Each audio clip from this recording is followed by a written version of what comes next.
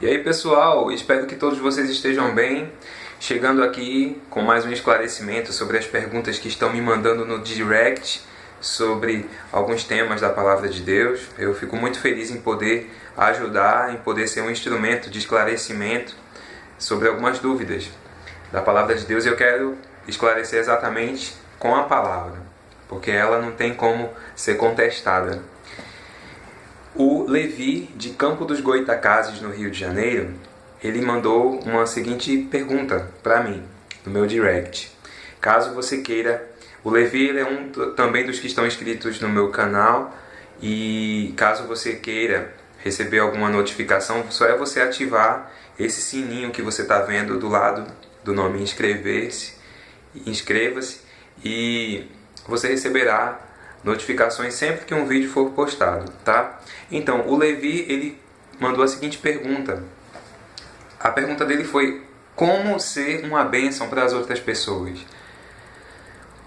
Levi, a primeira coisa em a gente ser uma bênção para as outras pessoas é a gente ter um relacionamento sólido com Deus. A gente ter intimidade com Deus. Sempre que a gente passa tempo com Deus, a gente aprende dele. E a cada vez que a gente está com Ele, a gente melhora, a gente cresce, a gente aprende mais, a gente se torna uma pessoa melhor. Porque o caráter de Deus, ele é transferido para a gente quando a gente passa tempo com Ele. E aprende. E é impossível a gente passar tempo com Deus sem se apaixonar mais por Ele. Então, para a gente ser uma bênção para as outras pessoas, precisa-se ter essa comunhão com Deus. Porque é Ele agindo através da gente. Porque por nós mesmos, nada de bom a gente poderia dar para as pessoas. Por quê? Porque a gente é falho. Nós não somos perfeitos. Mas Deus, Ele é. E Ele faz essa conexão com as pessoas através da gente. Ele quer fazer diretamente. Mas para algumas pessoas que ainda têm alguma dificuldade e que não conhecem a Deus ou que não o buscam, Ele usa os seus.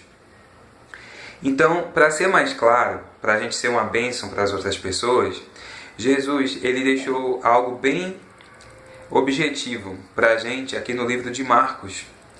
Marcos capítulo 12, versículo 30. Jesus ele diz assim, olha, sobre o maior mandamento que existe. Lembra daqueles 10 mandamentos que nos foi colocado lá no Antigo Testamento, que o Moisés escreveu naquela tábua, dados por Deus?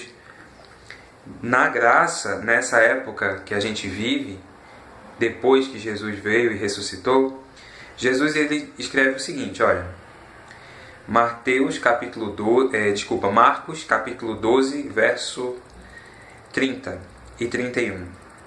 Primeiro, maior mandamento: amarás, pois, ao Senhor teu Deus de todo o teu coração, de toda a tua alma e de todo o teu entendimento e de todas as tuas forças. Este é o primeiro mandamento. O segundo é semelhante a este: amarás ao teu próximo como a ti mesmo. Não há outro mandamento maior do que estes dois. O primeiro mandamento ele está entrelaçado com o segundo. Não tem como separar. A gente só vai poder amar o nosso próximo se a gente amar a Deus de todo o nosso coração, com toda a nossa alma, com todo o nosso entendimento, com toda a nossa força. Quando a gente tem essa convicção, quando a gente conhece a Deus e o ama, porque só pode amá-lo quando se conhece a Ele, aí a gente tem como amar as pessoas. O fato da gente ser uma bênção, a gente ser o abraço de Deus nessa terra, implica-se em conhecermos a Deus. Não tem outra forma. A gente servir a outras pessoas, ser uma bênção para outras pessoas, isso só pode acontecer através de uma coisa, que é através do amor. Quando a gente ama de verdade alguém, a gente se sacrifica, a gente larga a mão de tudo para poder ajudar, para poder servir aquela pessoa, para poder, enfim, você está focado em abençoar aquela pessoa. Jesus ele sempre deixa muito claro que é muito melhor, é muito bom a gente estar em festas, é muito bom a gente estar em lugares onde existe alegria, é claro que é ótimo isso. Mas Jesus diz que melhor do que estar nesses lugares é estar em lugares onde há sofrimento. Porque lá estão cheios de pessoas que estão precisando de ajuda, que estão precisando de amor, que estão precisando de um abraço. O abraço de Deus. Então você, a gente precisa ser esse abraço de Deus nessa terra, para qualquer pessoa, para todos. Sabe um hospital? Ninguém quer estar em hospital, né? Mas a maioria das pessoas que mais precisam do Senhor estão lá. Um cemitério. Quem é que gosta de ir para um cemitério, gente? Mas lá está cheio de pessoas. Consequentemente, estão entrando e saindo pessoas com muita dor por causa da morte.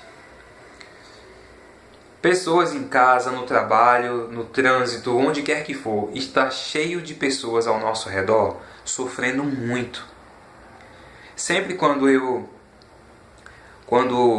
alguém tem alguma resistência comigo, quando alguém não gosta de mim, sabe? A minha oração a Deus é orar. O que eu posso fazer é orar por essa pessoa.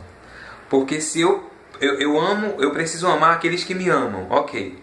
Mas eu preciso amar muito mais aqueles que me odeiam.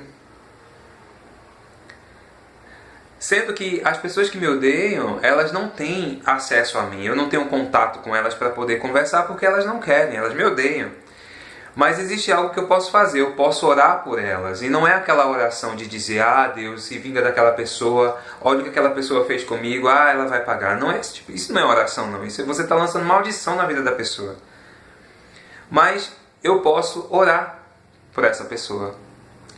Pela saúde dessa pessoa, para que Deus quebrante o coração dessa pessoa, para que Deus gere oportunidade de ajudar pessoalmente essa pessoa, para que fragilize o coração dela, para que a palavra de Deus possa entrar.